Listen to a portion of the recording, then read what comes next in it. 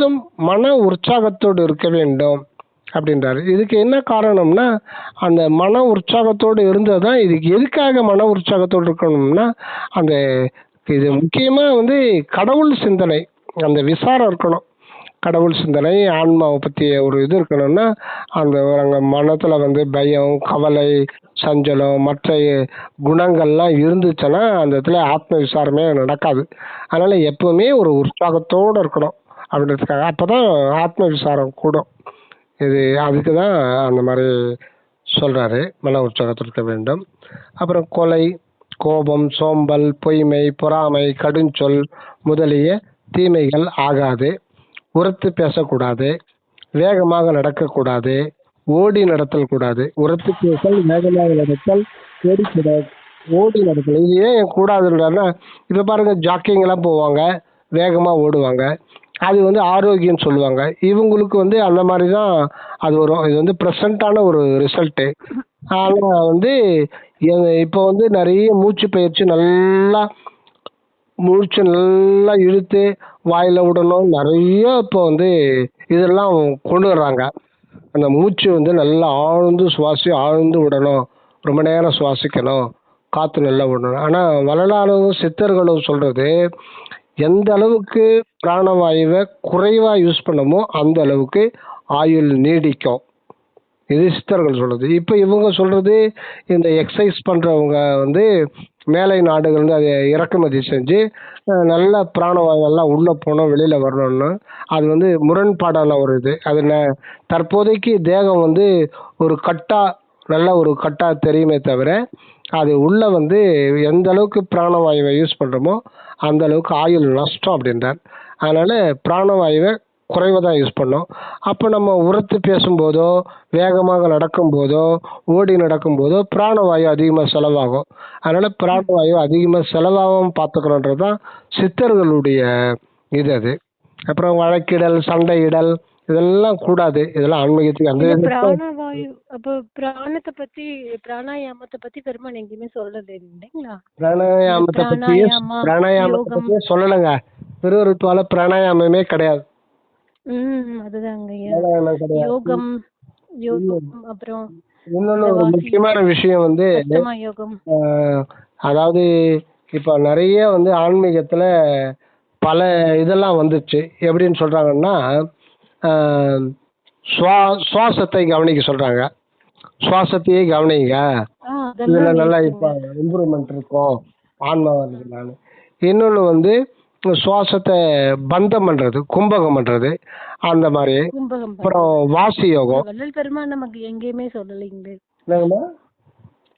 வள்ளல் பெருமான் யோகத்தை பத்தி எதுவுமே பேசலைங்களே. அவர் இந்த யோகம் வேண்டாம், யோகம் வேண்டாம். அது ஏன்னா அந்த காலமாகும், ரொம்ப நாள் ஆகுங்கிறாரு.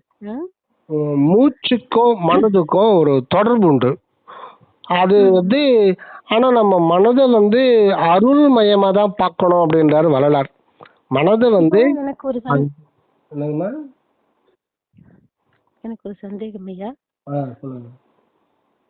இப்ப நீங்க சொல்றீங்க இல்லையா, இப்ப மூச்சுக்கும் மனதுக்கும் தொடர்பு இருக்குன்ட்டு. இதுக்கு முன்னாடி வந்த ஞானிகளும் சித்தர்களும் வந்து இறைவனை போய் அடையிறதுக்கு யோகக்கலை வந்து ஒரு கேட்டாங்க. அது வாசி யோகமா இருக்கட்டும், பிராணாயாமமா இருக்கட்டும், இல்ல அஷ்டமா யோகமா. பட் பெருமான் வந்து இதுக்கு ஆல்டர்னேட்டிவா இதெல்லாம் வீண் காலம் ஆகும், காலம் வந்து ரொம்ப நாளாகும் இறைவன் அடையிறதுக்கு. அப்ப இதெல்லாம் நீ விட்டுட்டு இதுக்கு பதிலா வள்ளல் பெருமான் கொடுத்த விஷயங்கள் என்னங்க? அதாவது இந்த சுவாசத்தை கவனிக்கிறது, பிராணாயாமம், வாச யோகம், கும்பகம், எண்ணத்தை கவனிக்கிறது, இதெல்லாம் வந்து இயற்கைக்கு மாறான ஒரு மார்க்கம் தான். அது வந்து அருள் நிலையிலிருந்து வெளிப்பட்டது அல்ல. வள்ளல் பெருமான் வந்து விசார மார்க்கத்தில் இப்போ சொல்கிறார்.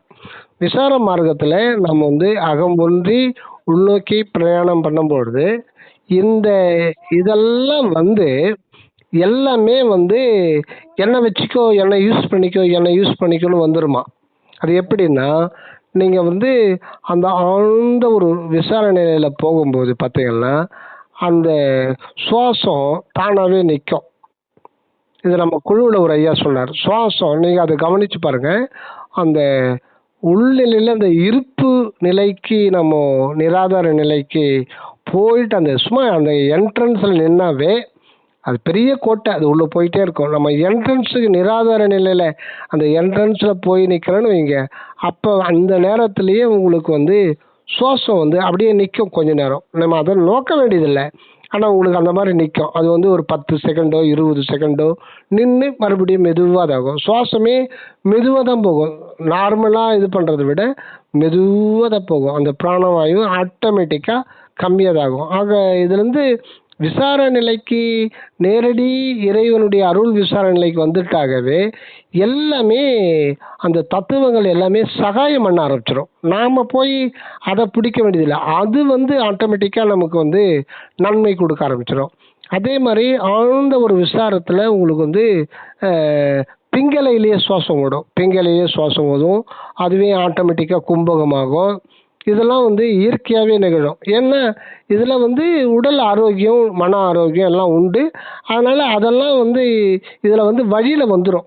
இதெல்லாம் வந்து அந்த அருள் விசாரத்தில் இது தானாகவே வந்து நமக்கு வந்து அந்த தத்துவங்கள்லாம் வந்து நன்மை செய்ய ஆரம்பிக்கும். அதுக்கு மாறாக நம்ம வந்து அதை பிடிச்சிட்டு போனோம்னா நம்ம மெயின் கோட்டையை விட்டுருவோம். அது வந்து அது சுற்று வழி, நீள்வட்ட அது சுற்று வழி பாதை. அதனால் இது வந்து நேரான ஒரு மார்க்கம் தான் சுத்தசன் மார்க்கம்.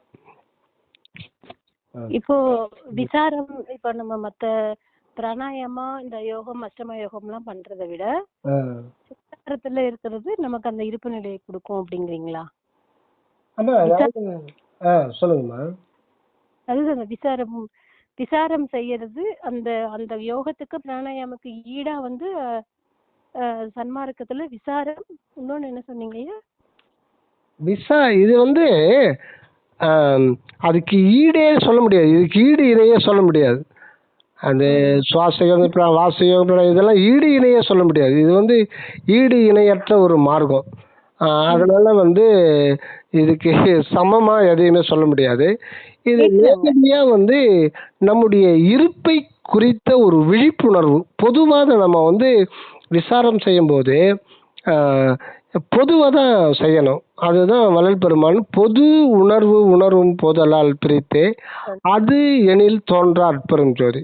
எதையுமே வந்து பொதுவாக தான் நம்ம பார்க்கணும். நம்ம கடவுள் மனிதன் அப்படின்ற ஒரு அந்த ரெண்டு இதெல்லாம் கொஞ்சம் ஒதுக்கி வச்சிடணும். ஏன்னா இயற்கை என்ற ஒன்று தான் இருப்பு நிலை கொண்டது, அது மட்டும்தான் இருக்குது. அது கண்ணியமாக வேற ஒரு எதுவுமே வந்து இருக்க முடியாது. இருத்தல் அப்படின்னாலே அது வந்து முழுக்க வந்து அது இயற்கை உண்மைக்கு சொந்தமானது. இப்போ இந்த நான் இருக்கிறேன் அந்த ஒரே ஒரு வார்த்தை, அது வந்து வார்த்தை தான். இப்போ எறும்புக்கு கூட அந்த இருத்தல், அந்த நான் இருத்தல்ன்ற ஒரு அந்த ஒரு வாழ்வு நிலையில் வாழ்ந்துகிட்டு இருக்கேன். ஆனால் அது அதை சொல்லாக்கி சொல்லாது, நாம் அதை சொல்லாக்கி கன்வெர்ட் பண்ணி சொல்கிறோம். இது சொல்லு கிடையாது. இருத்தல் அப்படின்றது ஒரு உணர்வு. அது எப்படி வருது அது சொல்லுங்க பார்க்கலாம். இப்போ நீங்கள் இருக்கிறீங்க தானே? உங்களால் எப்படி இருக்க முடியுது? உங்களால் எப்படி இருக்க முடியுதுன்னு கேட்குறேன். எப்படி இருக்க முடியுதுன்னா, நான் வந்து இருக்கிறேன், ஆன்மாவா நான் இருக்கிறேங்கய்யா. ஆன்மான்ற பேரே வைக்காதீங்க. ஆன்மான்ற பேர் வைக்கவே அது ஒரு கற்பனையான சொல்லுதான். ஆன்மானே சொல்லாதீங்க. உணர்வு, அது உணர்வுன்றது கூட அது ஒரு சொல்லுதான். இப்போ நீங்க இருக்கிறது நீங்க சாட்சியா இருக்கீங்க இல்லைங்களா? ஆமாங்கய்யா. நீங்க இருக்கிறது எனக்கு தெரியாது. உங்களுடைய இருப்பு என்னால அறிய முடியாது. உங்களுக்கு மட்டும்தான் சாட்சி. நீங்கள் இருக்கிறது உங்களுடைய அந்த புலால் உடம்பை வச்சு தான் நாம் வந்து ஒருத்தர் உயிரோடு இருக்கிறோம், உயிரோடு இல்லை, சுவாசம் ஓடுதுன்னா உயிரோடு இருக்காங்க, இதயம் துடிக்குதுன்னா உயிரோடு இருக்காங்க, கண்ணு கை கால் அசையுதுன்னா உயிரோடு இருக்காங்க, அவங்க உள்ள ஒருத்தர் இருக்கிறாரு அப்படின்னு நாம் முடிவு பண்ண வேண்டிய சுவாசம் நின்று போச்சு, இதயம் வந்து துடிப்பு நின்று போச்சு அப்படின்னு ஆன பிறகுத்தான் ஐயோ இதுக்குள்ள உயிர் போயிடுச்சுன்னுவாங்க. ஒருத்தர் சீரியஸாக சுவாச பேச்சு இல்லாமல் ஒருத்தர் ஹாஸ்பிட்டலுக்கு கொண்டு வந்துடுவாங்க. கொண்டு வந்து உயிர் இருக்குதா இல்லையா, உள்ள ஒருத்தர் இருக்கிறா இல்லையான்னு டாக்டர் டெஸ்ட் பண்ணுவாங்க. நாடி பிடிச்சி பார்ப்பாங்க, நாடி ஓடலை, சுவாசம் நடக்கலை, எதுவுமே இல்லைன்னா அதை வச்சு தான் உள்ளே இருக்கிறது இல்லை அப்படின்னு முடிவு பண்ணுவாங்க. ஏன்னா இது ஒரு அடையாளத்தை வச்சு தான் சொல்ல முடியுமே தவிர ஒருத்தருடைய இருப்பை இன்னொருத்தர் அறிய முடியாது. இதுதான் சீக்ரெட் ஆஃப் த லைஃப். அந்த இதெல்லாம் வந்து அந்த ஒன்றான இருப்பு இங்கிருந்து தான் ஆரம்பிக்குது. அவங்க இருப்பை அவங்க தான் அறிய முடியும். இதுக்கு ஒரு சின்ன அடியனுடைய வாழ்க்கையில் நடந்த ஒரு சம்பவம் சொல்லட்டுங்களா? சொல்லுங்கய்யா. இது கொஞ்சம் தமாஷா தான் இருக்கும், ஒரு சிரிப்பாக தான் இருக்கும். இப்போ எனக்கு வந்து அப்போ நான் 5ஆம் கிளாஸோ 4ஆம் கிளாஸோ படிக்கிறேன் என் கிராமத்தில். அப்போ கிராமம்லாம் ரொம்ப சின்ன கிராமம் தான், ஒரு 5-6 தெரு தான் இருக்கும், வளர்ச்சி எதுவுமே கிடையாது, நெசவு பயிர் தொழில் அந்த மாதிரி தான். வாத்தியாருங்க மட்டும் இருந்தாங்க, அவங்க கொஞ்சம் வசதியாக இருப்பாங்க. நாங்கள் ஸ்கூலுக்கு போயிட்டு வந்துட்டா 4 மணிக்கு ஸ்கூல் விட்டால் எல்லாம் தெருக்கு வந்துடும் விளையாடுறதுக்கு. இந்த ஸ்கூல் பசங்க மொத்த பேரும் தெருவில் வந்து விளையாடுவோம். அது விதமான விளையாட்டு, கால் நொண்டிகளை விளையாடுறது, அப்புறம் கட்டம் போட்டு விளையாடுறது, ஒருத்தர் குண்டு கட்டிக்கிட்டு கொஞ்ச நேரம் தூக்கி போவோம், இன்னொருத்தவங்க அவங்கள திருப்பி குண்டு கட்டி தூக்கிடுவான். அப்புறம் இந்த கோட்டி பில்லுன்னு சொல்லிட்டு இருக்கோம், ஒரு கொம்பு சின்ன பில்லு மாதிரி இருக்கும், அதை தட்டி அதை விளையாடுறது. இந்த மாதிரி சிம்பிளான விளையாடு தான் அப்போ விளையாடுவோம். எனக்கு எதிர் வீட்டில் ஒரு பையன் இருப்பான், முருகேசன். அவன் வந்து என்னை விட ஒரு செக்ஷன் வந்து சின்னவன். அப்போ நான் 4ஆவதோ நான் படிக்கிறேன், அவன் 3ஆவதோ நான் படிக்கிறான். நாங்கள் 2 பேரும் எதிர் வீடாக இருக்கிறதுனால 2 பேரும் ஜாயின் பண்ணி விளையாடுவோம். அப்போ ஒரு நாள் ஞாயிற்றுக்கிழமை காலையிலேயே சாப்பிட்டு 8 மணிக்கு போனோம்னா அதோட மதியம் பசி எடுத்தால் தான் வருவோம். சாப்பிட்டு திருப்பி தெருக்கு போயிடுவோம். 2-3 தெருவில் விளையாடி ஓடி விழிச்சு விளையாடின்னு இருப்போம். அப்படி விளையாண்டுருக்கும்போது ஒரு நாள் நாங்கள் 2 பேரும் ஞாபகம் இல்லை, என்ன விளையாட்டு ஞாபகம் இல்லை, விளையாடின்னு இருக்கோம். திடீர்னு அவன் ஓடி வந்து திண்ணை மேலே உட்காந்துட்டான். கவனிக்கிறீங்களா? ஓடி வந்து திண்ணை மேலே உட்காந்துட்டான். நான் சுத்தமுத்தம் பார்க்குறேன், என்னடா ஆளை காணோம்னு. எங்கள் வீட்டு திண்ணை தான். அப்போல்லாம் ஊரில் வந்து திண்ணை இல்லாத வீடே இருக்காது, எல்லா வீட்லேயும் திண்ணை இருக்கும். அது போகிறவங்க வர்றவங்களாம் அங்கே பார்த்துக்கலாம், யார் ஒன்றாலும். இப்போ வந்து திண்ணையே வைக்கிறதில்ல. அப்போ திண்ணையில் வந்து உட்காந்துக்கிட்டான் சைலண்ட்டாக. என்னடா இவன் ஓடி விளையாடுறத விட்டுட்டு திண்ணையில் உட்காந்துட்டேன். நானும் வந்து ஒரு 2 நிமிஷம் கழித்து அவன் முன்னாடி வந்து உட்காந்தேன். அவன் என்ன பண்ணான், அந்த முழங்கையில் கையை பிடிச்சிக்கிட்டு இருந்தான். ஐயோ வலிக்குதுன்னு. இப்போ என்னடா அப்படின்னா காமிச்சான். அது அங்கே வந்து புண்ணு வந்துட்டுருக்கு. அது ஏதோ ஒரு புண்ணு வந்திருக்கு. அது இவன் சும்மா இல்லாமல் நமச்சில் அதை சுரண்டி அதை கொஞ்சம் பெருசாகிட்டு இருந்தான். அது வந்து சின்ன பல்சா நாணய அளவுக்கு ஆயிடுச்சு. நடுவில் வந்து ஒரு 2 mm பள்ளம் ஆயிடுச்சு, சீழ் பிடிச்சின்னு இருக்கு. இது வந்து வலி வந்துருச்சு அவனுக்கு. விளையாடுங்கமோ தெரில, திடீர்னு வலி வந்துருச்சு. சின்ன பசங்க 2 பேரும் சின்ன பசங்க தானே. அவன் 3ஆவது ஒன்றா தான் படிக்கிறான், நான் ஒரு கிளாஸ் ஜாஸ்தி. அப்புறம் வலி அவனுக்கு. என்னடாண்ணா வலிக்குதுறான்னா. சரி, அப்போ திடீர்னு ஒரு வார்த்தை சொன்னாங்க, டேய் மணி இதை தொட்டுப்படுறா வலிக்குதுரா அப்படின்னா. தொட்டுப்படுறா வலிக்குதுறான்னா. அவன் கையை நான் தொட்டு பார்த்தேன், ஒன்றும் வலிக்கலை. இது தமாஷான இது யாருக்கானா அந்த மாதிரி நேரம் இருக்குமா தெரில. ஆனால் ஒரு இம்ப்ரெஷன் ஏற்பட்டுச்சு எனக்கு. அப்போ சின்ன வயசு தானே, ஒன்றும் தெரில. அது ஜஸ்ட் ஒரு மனசில் வந்து இதாகிடுச்சு. அதை பற்றி எதுவும் சொல்கிறதுக்கு இல்லை. பட்டு அது வந்து ஒரு அழுத்தமாக பதிஞ்சிச்சு. அதோடு மறந்துட்டேன். அதுக்கப்புறம் இல்லை. ஆனால் வாழ்க்கையில் வந்து எவ்வளவோ சின்ன வயசில் விளையாடுறோம், கொள்கிறோம், போகிறோம், வர்றோம், என்னென்னமோ பேசுகிறோம் சின்ன வயசில். ஆனால் ஒன்றுமே உங்களுக்கு ஞாபகம் இருக்காது. நீங்கள் ஒரு 15 வயசில் நீங்கள் நினச்சி பார்த்தீங்கன்னா இந்த 5 வயசு 6 வயசு 7 வயசுலேருந்து எந்த சம்பவம் ஞாபகம் இருக்காது. ஏதாவது ஒரு முக்கியமான சம்பவம் மட்டும்தான் ஞாபகம் வரும், மிச்சம்லாம் ஞாபகம் வராது. அந்த சின்ன வயசில் நீங்கள் ஒரு வயசுல இருந்து 5 6 வயசு வரையில 2ஆம் கிளாஸ் 3ஆவது வரை எதுவுமே ஞாபகம் இருக்காது. ஆனால் எனக்கும் அது எதுவுமே ஞாபகம் இல்லை. ஆனால் அது 4 வருஷம் ஆச்சு. இந்த சம்பவம் மட்டும் மனசில் வரும். என்னத்துக்கு இவன் தொட்டு பாடுறா வலிக்குதா இல்லையா அப்படின்னு கேட்டானே அப்படின்னு வரும். அப்புறம் மறந்துடுவேன். இது வந்து நீங்கள் பார்த்தீங்கன்னா 2-3 வருஷத்துக்கு ஒரு முறை எப்பாவது இந்த சிந்தனை மட்டும் வரும். அது ஏன் வருதுன்னு எனக்கு 4வது நாளாக தான் அது புரிய ஆரம்பிச்சு. அப்புறம் திருவருட்பாலாம் வந்து 1983 கிடைக்கும்போது அப்பவும் வராது. ஆனால் திடீர்னு உட்காரும்போது இவன் இப்படி சொன்னானே ஏன் சொன்னான், அந்த மாதிரி மனசில் வரும். ஏன் சொன்னான், அதுக்கு ஒரு டெஃபினேஷன் எனக்கு கிடைக்கல கடைசி வரல. அப்புறம் அதை விட்டுருவேன், அதோட வரும் மண்ணை விட்டுருவேன். ஆனால் திடீர்னு 4 வருஷம் கழிச்சு திருப்பி அதே சிந்தனை வரும், அதுக்கு டெஃபினேஷன் கிடைக்கல. அப்புறம் ஆனால் அது அந்த ஒரு நாம் அந்த என்ன எதிர்பார்க்குறோமோ அது வந்து பார்த்தீங்கன்னா இயற்கைக்கு போயிடும். அந்த இயற்கைக்கு வந்து என்ன நமக்குள்ளே தான் அந்த உள்ளொளின்றது நமக்குள்ளவே இருக்கு, நம்ம கைட் பண்ணிட்டு இருக்கு. அதனால எது எது முக்கியமோ அது வந்து உங்களுக்கு வந்து அது ஆட்டோமேட்டிக்காக அது பதிவு ஆயிடுதும், பதிவு செஞ்சிடும். அதுவே பதிவு செஞ்சு உங்களுடைய சிந்தனையை தூண்டும். நம்ம எதுவும் இது பண்ண மாட்டோம். ஆனால் நம்ம வேண்டனாலும் வேண்டலனாலும் ஒரு கொஸ்டின், அந்த கொஸ்டின் நமக்குள்ளே வரும். ஆனால் அந்த கொஸ்டின் விண்ணப்பம் மாறி கடவுள்கிட்ட போயிடும். இது வந்து அது சிற்றடியனுக்கு அது ஒரு அனுபவம் இருக்குது. அப்புறம் இப்போ ஒரு 10 வருஷம் கழிச்சு திருப்பி அதே சிந்தனை வரும், ஏன் அப்படி சொன்னான், அதுக்கு என்ன அர்த்தம் அப்படின்ட்டு.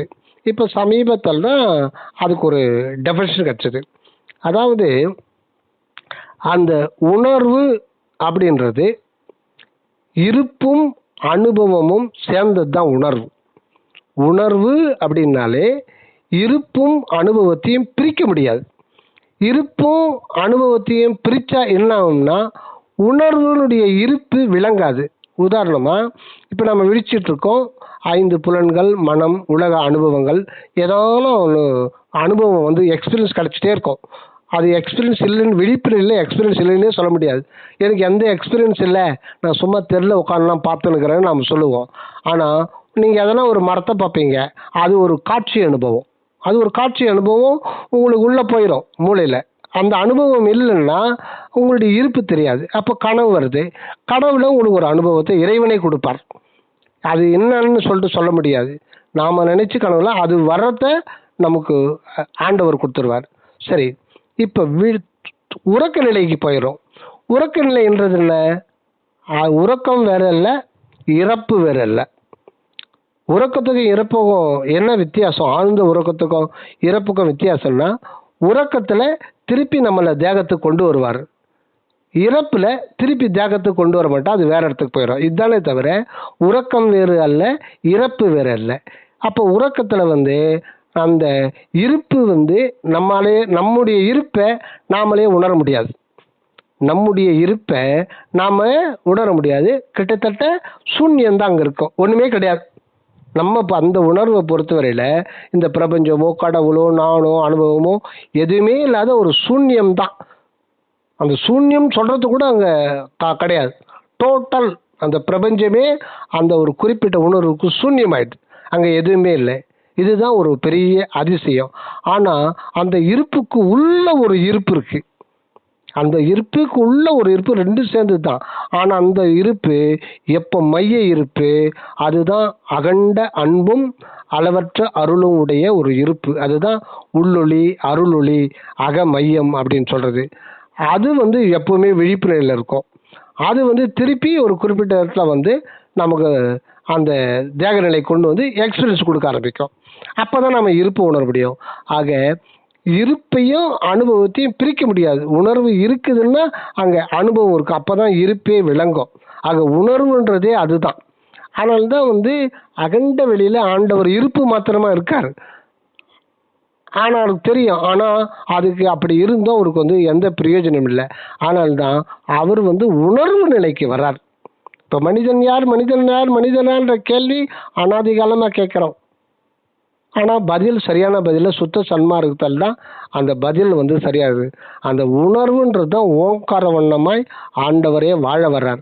ஆக அவருக்கு அந்நியமாக எந்த பொருளுமே கிடையாது. நான், நீங்கள், அவன், அவள், அது இது எதுவுமே கிடையாது. அங்கே தன்மை என்ற ஒன்று மட்டும்தான் இருக்குது. அதனால தான் வள்ளல் பெருமான் தொல்காப்பியத்தில் நிறைய குற்றங்கள் இருக்கின்றார்.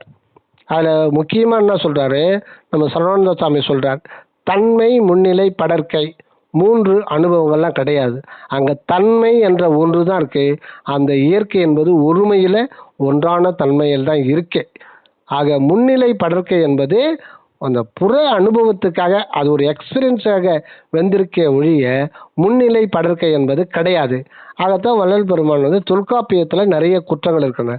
அதே மாதிரி இந்த 900 சொல்லுவாங்க. 900 அப்படின்னு சொல்லக்கூடாது. தொல் அப்படின்னா ஒன்று குறையத்தொக்கது, அது சொல்லக்கூடாது. வள்ளலார் என்ன சொல்றாருன்னா 999 அப்படிதான் சொல்லணுமே தவிர 900 அப்படின்னு இம்மு வரக்கூடாது.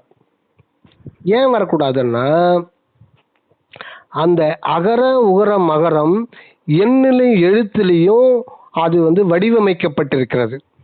இப்போ எந்த ஒரு இப்போ ஒன்று அப்படின்னா அதை எழுத்தாக உச்சரிப்பாக பார்க்கும்போது அதில் அகரம் மறைஞ்சிருக்கு. ஆன்ற எழுத்து எல்லா சொற்களுக்கும் ஆன்ற எழுத்து தான் ஆதாரமாக இருக்கு. ஆன்று அப்புறம் அதுதான் ஓங்காரத்தில் ஆ ஊ இம்ல அது ஆ. அடுத்தது நீங்கள் அதை ஒன்றுன்றதை என்ன பார்க்குறீங்கன்னு வச்சுங்க, 1 2 3 4 5 எல்லாமே ஊ தான் வரணும். அது எங்கே இம்முன்னு எப்போ ஆ ஊ இம் இம்மு எப்போ வரணும்னா 1000 அப்படின்னு வரும்போது தான் இம்மு வரணும். 900 வரும்போது இம்மு வரக்கூடாது. அது வந்து அந்த இயற்கையினுடைய இதுக்கு வந்து அந்த ஆண்டவருடைய இயல் உண்மை வெளிப்படுவதற்கு அது வந்து தவறானது. இது அதனால் 999 தான் சொல்லணுமே தவிர 1000 வரும்போது தான் இம்முன்னு முடியும். ஆக ஆ அப்படின்னு ஆரம்பித்து எழுத்தில் சொல்லில் எண்ணுன்னு வரும்போது ஊ ஊ ஊ ஊந்தான் வரும். 100 101 900 999 1000 வரும்போது தான் இம்முன்னு முடியும்.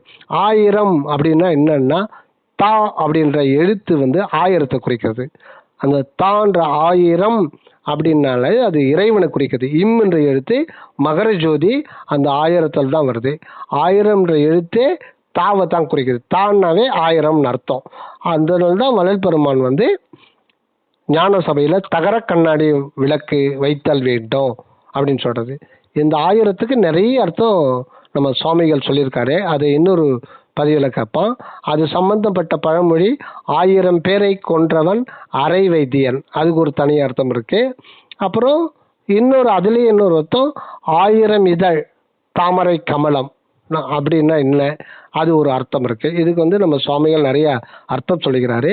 சுத்த சன்மார்க்கில் 1000 அப்படின்னா தா, அந்த தான்றதான் தயவுல முதல் எழுத்து, அந்த ஒரு நிலையை சொல்றது. அதனால தொல்காப்பியத்தில் வந்து நிறைய பிழைகள் இருக்கு, குற்றம் இருக்கு அப்படின்றார் வள்ளல் பெருமான்.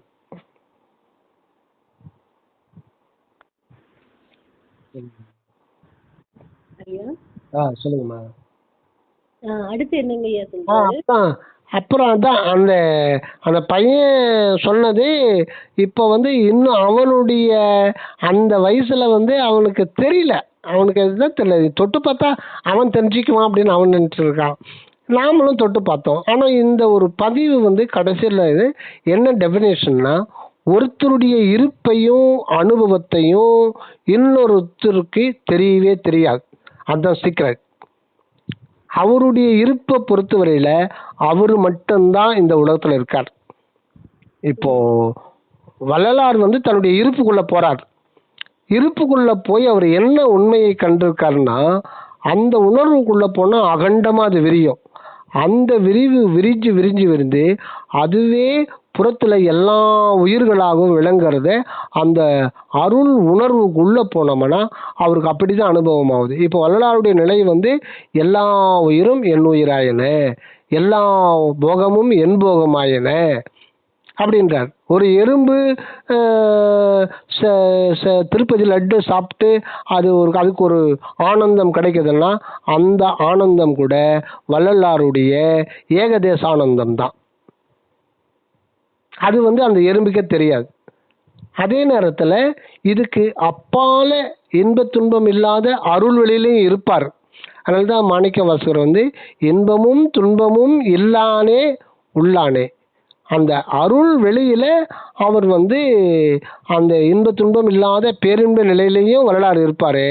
அதே நேரத்தில் அனகமா வெளியில் வரும்போது இந்த உலகத்தில் எல்லா ஜீவராசிகளுடைய உடல், உயிர், மனம், ஆன்மா எல்லாமே தானே ஆன அனுபவத்தில் தான் அவர் விளங்குறாரு. இப்போ வள்ளலாரை பொறுத்தவரையில் அவர் மட்டும்தான் இந்த பிரபஞ்சம் முழுதும் நிறைந்திருக்கிற ஒரு அனுபவத்தில் இருப்பார். அவருக்கு அந்நியமாக யாருமே கிடையாது. நீங்கள், நான், அவன், அவள், ஆடு, மாடு எதுவுமே கிடையாது. எல்லாமே அவருடைய அனுபவத்தில் தான். அதுதான் எங்குமாய் விளங்கும் சிற்றபை இடத்து இது அது என உரைப்பரிதாய் தங்குமோர் இயற்கை தனி அனுபவம், இயற்கை தனி அனுபவத்தை தந்து அப்படின்றார். என்னை தன்மயமாக்கி பொங்குமோர் ஆனந்த போக போகியனாய் புத்தமுதருத்தி என் உளத்தே அங்கையில் கனிவோன் அமர்ந்தருள் புரிந்த அருட்பெருஞ்சோதி என் அரசே அப்படின்றார். இதுதான் வள்ளலாருடைய அனுபவம். இந்த அனுபவமும் ஒவ்வொரு ஆன்மாவுக்கும் அப்படி தான் வரும். இதனுடைய ரகசியம் என்னன்னா, இயற்கை உண்மை அப்படின்ற ஒன்று மட்டும்தான் இருக்கு. அதுதான் ஒரு அற்புதம். அந்த அற்புதத்தை பற்றி சொல்ல முடியாது. அது ஒரே ஒரு இருப்பு தான் இருக்கு. அது வந்து அகத்தில் ஒன்றான ஏக அனுபவத்தோடும் புறத்தில் அநேக ஜீவ அனுபவத்தோடும் அது வாழ்ந்து கொண்டிருக்கிறது. அதனால வள்ளல் பெருமான் ஏக அனுபவம் அறியேன் அப்படின்னு ஏங்குறார். அந்த ஏக அனுபவம் வந்துச்சுன்னா அங்கிருந்து அனகமாக விரியும் பொழுது அது அநேக அனுபவத்திலேயே அது வாழும். அந்த இடத்துல இருக்க முடியாது, வேற யாருமே இருக்க முடியாது. அதுதான் அயல் அறியா அறிவு. அந்த நிலையில் அவங்க யாவும் தானாய் நிற்றல், யாவும் தானாய் நிற்றல். இதுதான் ஞானசித்தருடைய அனுபவம். ஞானசித்தருக்கும் ஜீவன் முத்தருக்கும் என்ன வித்தியாசம் வள்ளல் பெருமான் உரைநடை பகுதியில் குறிக்கிறாரு. ஜீவன் முக்தன்றது மனோசாட்சி, அவ்வளவுதான். ஆனா ஞான சித்தன் வந்து ரோமத்துக்கு ரோமம் சாட்சி. இது வந்து இன்னொரு பதிவில் பார்க்கலாம், ஏன் ரோமத்துக்கு ரோமம் சாட்சி சொல்றாரு. அடுத்தது அவர் தொழில் வந்து எங்கும் சுற்றுதல், யாவும் தானாய் நிற்றல், யாவும் தானாய் நிற்றல். அவருக்கு அந்நியமா எதுவுமே கிடையாது. அந்த உயிர் உள்ள பொருள், உயிரற்ற பொருள், ஒரு மண்ணாங்கட்டி கூட வள்ளலாருடைய ஏகதேச ரூபஸ்வரூப சுபாவம் தான். ஒரு எறும்பு கூட வள்ளலாருடைய ஏகதேச ரூபஸ்வரூபம் தான். அதனால எல்லாமே அவர் தான். அப்படி விளங்குறது யாருன்னா அந்த வள்ளலாருக்குள்ள அந்த அருட்பெருஞ்சோதி ஆண்டவர் தான் விளங்குறார். வரலாறு புதுசாக ஒன்றும் இல்லை. அந்த அருட்பெருஞ்சோதி தன்னை அந்த ஆன்மாவில் வெளிப்படுத்தி அந்த ஒரு இதில் வந்து தானே அந்த ஒரு ஆன்மாவை தன்மயமாக்கி கொண்டு இறைவனே அந்த இயற்கை தனி அனுபவத்தில் ஒரு ஆன்மாவுக்குள்ளே விளங்க வர்றார். அதுதான் வந்து சிற்றம்பல வாழ்வு. இதுதான் சிறப்பு வாழ்வு, இறைவனுடைய சிறப்பு வெளிப்பாடு. இதுதான் சச்சிதானந்த நித்தியானந்த வாழ்வு அப்படின்றது. ஆக அந்த பையன் சொல்கிறது வந்து ஒருத்தருடைய இருப்போ அனுபவமோ இன்னொருத்தருக்கு இது பண்ண முடியாது. இப்போ எனக்கு வயிற்று வலிக்குது, பயங்கரமாக வயிற்று வலிக்குது, ஏதோ சாப்பிட்டேன், ஹோட்டலில் சாப்பிட்டேன், அது வந்து அது ஏதோ ஒரு பாய்சனான பழைய இது சாப்பிட்டு வந்துட்டு படுத்தா 12 மணிக்கு பயங்கரமாக வலிக்குது, துடிக்கிறேன். அப்போ வீட்டில் இருக்கிறவங்களாம் வந்து கொண்டு போய் ஹாஸ்பிட்டல் சேர்க்குறாங்க. ஆனால் என்னுடைய வலியை அவங்க எப்படி கண்டறிகிறாங்கன்னா, நான் வந்து துடிக்கிறேன், அப்படியே கீழே படுத்துக்குள்ள புரள்றேன், முகம் வந்து வாடி போகுது, கத்துறேன். இதை வச்சு எனக்குள்ளே இருக்கிற இருப்பு அவங்களுக்கு தெரியாது, அதை அறிய முடியாது. ஒருத்தர் இருக்கிறாரு, நம்மளை மாதிரி ஒருத்தர் இருந்து தான் ஆகணும் அப்படின்ற ஒரு நம்பிக்கை தானே தவிர அது அனுபவம் கிடையாது. அதேமாரி நான் அனுபவிக்கிற துன்பமும் சரி இன்பமும் சரி இன்னொருத்தருக்கு தெரியாது. அந்த புற அடையாளங்கள் அது வந்து தேகத்தில் வெளிப்படும். அதை வச்சு ஐயோ துன்பப்படணும், அவர் துன்பப்பட்டிருக்காரு அப்படின்னு ஒரு யூகம்தான். அது உண்மைதான். ஆனால் அந்த எதிரில் இருக்கிறவங்க அது வந்து ஒரு யூகம், நம்பிக்கை தான். அது வந்து அவங்களுக்கு அனுபவம் ஆகாது. இதனுடைய ரகசியம்னா இப்படி எத்தனையோ கோடி கோடி கோடி உயிர்கள் தனித்தனியாக இருந்தாலும் அநேக அனுபவத்தில் இருந்தாலும் இது எல்லாமே கடைசியில் ஏக அனுபவத்தில் போய் சந்திக்குது. அந்த ஏக அனுபவத்தில் இருக்கிற ஒருத்தர் தான் அநேக அனுபவத்தில் தானாக வர்றார்.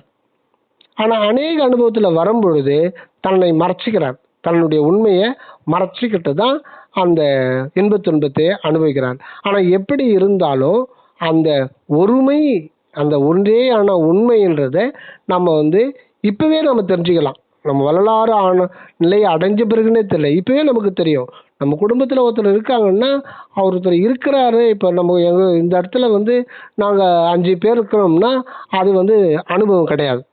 நான் இருக்கிறேன், அதுதான் எனக்கு அனுபவம். மிச்சம்லாம் எனக்கு ஜடம் தான். அதுதான் உண்மை. அப்போ நம்மளை மாதிரி ஒருத்தர் இருக்காங்கன்னா அவங்களுடைய அந்த தூள தேகத்தினுடைய அசைவு, இருப்பு, இதனுடைய உள்ள இருக்கிற அனுபவத்தினுடைய வெளிப்பாடு, இதை வச்சு தான் நம்ம வந்து நம்மளை மாதிரி அங்கே ஒருத்தர் இருக்கிறோம் அப்படின்ற ஒரு நம்பிக்கை தானே தவிர அவங்களுடைய சுயத்தை நாம் டச் பண்ண முடியாது. அது அவங்களுக்கு மட்டும்தான் அனுபவமாகும். இதுதான் ஒரு சீக்ரெட். ஆக அந்த ஃப்ரெண்டு சின்ன வயசில் இது பண்ணது கடைசியில் வந்து சில வருடங்களுக்கு முன்னாடி டெஃபினேஷன் கிடைச்சது. ஒருத்தருடைய இருப்பையும் அனுபவையும் இன்னொருத்தர் அறிய முடியாது. ஒவ்வொருத்தருக்கும் அதே மாதிரி தான். இன்னொன்று, இருப்பையும் அனுபவத்தையும் பிரிக்கவே முடியாது. அனுபவம் இருந்தால்தான் இருப்பே விளங்கும். இதுதான் லைஃப்ன்றது இருப்பு ப்ளஸ் அனுபவம். அனுபவம் இல்லைன்னா உடனே அந்த இருப்பை உணர முடியாது. இதுதான் லைஃபுடைய எக்ஸ்பீரியன்ஸ்.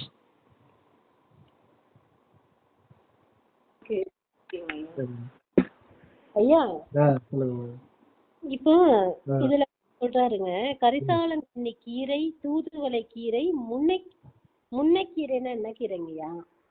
அது தெரியலம்மா. அது அந்த காலத்து இது முல்லைக்கீரை தெரியல. பெரியவங்களுக்கு தான் தெரியும். பசலைக்கீரை இருக்கு, முருங்கைக்கீரை, கரிசாலக்கீரை, தூதுவளைக்கீரை. இந்த முன்னைக்கீரை தான் என்னன்னு தெரியலங்க. அது தெரியல. முல்லைக்கீரை தெரியல. கீரையா சரிங்கம்மா. தெரியலைங்க. அதே போல பருப்புல துவரம் பருப்பு தான் சேர்க்க சொல்றாரு பாருங்க. மத்தது ஏகதேசத்தில் சேர்த்துக் கொள்ளலாங்கிறாரு பாருங்க. ஆமா ஏகதேசத்துல சாப்பிடலாம். பருப்பே முளைக்கட்டின துவரம் பருப்பு கூட இருக்கு போலங்க. அதை சாப்பிடலாம். முளைக்கட்டு சாப்பிடலாம், முளைக்கட்டால் சாப்பிடலாம். பாசிப்பயிறு தான் அதிகமா சேர்த்துக்க சொல்றாரு. பாசிப்பயிறு அது போட்டிருக்காருங்களா? துவரம் பருப்பு, மிளகு, பாசி பயிருங்களா பருப்புங்களாங்க? பாசிப்பருப்பு இருப்புமே. இந்த பொங்கலுக்கெல்லாம் பாசி பயிறு வைப்பாங்க. பாசி பருப்பு அது இருக்கே, அது வந்து உடம்புக்கு நல்லது. ஆனா இதுல போடலையே. பொதுவா இந்த பாசி பயிறு உடம்பு நல்லது. இதுல போட்டாங்கன்னு தெரியல. பாசி பயிறு உடம்பு நல்லது. துவரம் பருப்பு சேர்த்துக்கலாம். எல்லாருமே சேர்த்துக்கிறது தானே, அதுல ஒன்றும் மாற்றம் இல்லை. நெய் சேர்த்துக்க ஒரு துவரம் பருப்பு மட்டும் போட்டிருக்காரு. மத்த ஒரு பருப்புகள் ஏகதேசத்தில் சேர்த்துக் கொள்ளலாம்னு போட்டிருக்காரு. நெய் ஆமா நெய் வந்து கொஞ்சமா சேர்த்துக்கலாம்னு போட்டிருக்காரு. அப்புறம் நீங்க சொன்ன மாதிரி இந்த தண்ணி சுண்ணாம்புல எப்படி பண்ணணும், அப்புறம் போஜனத்தில் புலால் எந்த வகையிலும் புதிக்கப்படாது. எப்படிப்பட்ட போஜனமாவேனும் சிறிது குறைவாகவே புதித்தல் வேண்டும். பசித்தால் எந்த வகையிலும் போஜனம் செய்யப்படாது. பித்த சிலோத்தமங்கள் அதிகரித்தக்க போஜனங்களை வேண்டும். போல சற்று படுக்க சொல்றாரு பாருங்க. மதியம் சாப்பிட்ட உடனே கொஞ்ச நேரம் 10 ரெஸ்ட் எடுக்க சொல்றாரு. தூங்க சொல்லல, படுத்தெழுவது நல்லது. வேறு காரியங்களில் பிரவேசிக்கப்படாது. வயிறு வலிக்கும், அது செட் ஆகணும். உள்ள போய் கொஞ்ச நேரம் இமனட்னு சொல்லுவாங்க, அது கொஞ்ச நேரம் செட் ஆகணும். அது கொஞ்சம் அசையாம இருக்கணும். ஆமா. எந்த வகையிலும் நித்திரை ஆகாது. எழுந்த பின் பின்பக்கம் வெற்றிலையும் குறைவாக சுண்ணாம்பும் சிறிது அதிகமாக பஞ்சவாக்கங்களோடு தரித்து முதலில் ஊறிய ஜலத்தை புறத்தில் உமிழ்ந்துவிட்டு பின்பு உறிஞ்சும் ஜலத்தை உட்கொள்ளல் வேண்டும். அதே போல 17.5 நாளிகைக்கு பின் சேயன் வாழையாவது ரத்தாலியாது. அப்படின்னா 17.5 நாளிகைக்கு பின்பு. மதியத்திலிருந்து கணக்கு பண்றான்னு நினைக்கிறேன். மதியம் கணக்கு வருது. அது சும்மா ஒரு மணி நேரம் 1.5 மணி நேரம் நம்ம கணக்கு வச்சுக்கலாம். அந்த மதியம் அது என்ன கணக்குல வருதுன்னு தெரியல. இது ஒரு நாளைக்கு இத்தனை நாழிகை இத்தனை ஜாமம் கணக்கு வருது. சும்மா ஒரு கேப் கொடுத்து நம்ம இது பண்ணிக்கிட்டு சர்க்கரை சேர்த்துதான் சாப்பிட சொல்றாரு. சர்க்கரை சேர்த்து நேர்ந்தால் சாப்பிடக்கூடும். பால் சாப்பிடும் போது பசி அதிகரித்திருந்தால் இந்த பழங்களில் நெய் இந்த நான் சொன்னேன் இல்லைங்களைங்கய்யா, ம் ம் நெய் சொல்லியிருக்காருன்னு. ரொம்ப பசி அதிகரிச்சிச்சுன்னா ம் இந்த பேயின் வாழை ரஸ்தாளியில இந்த பழங்களில் நெய் சர்க்கரை கலந்து சிறிது சாப்பிடக்கூடும். ஆமாம். அவ்வளவுதாங்கய்யா. சரிங்கம்மா சரிங்கம்மா ரொம்ப நேரம் பேசிட்டீங்க. சரிங்கம்மா.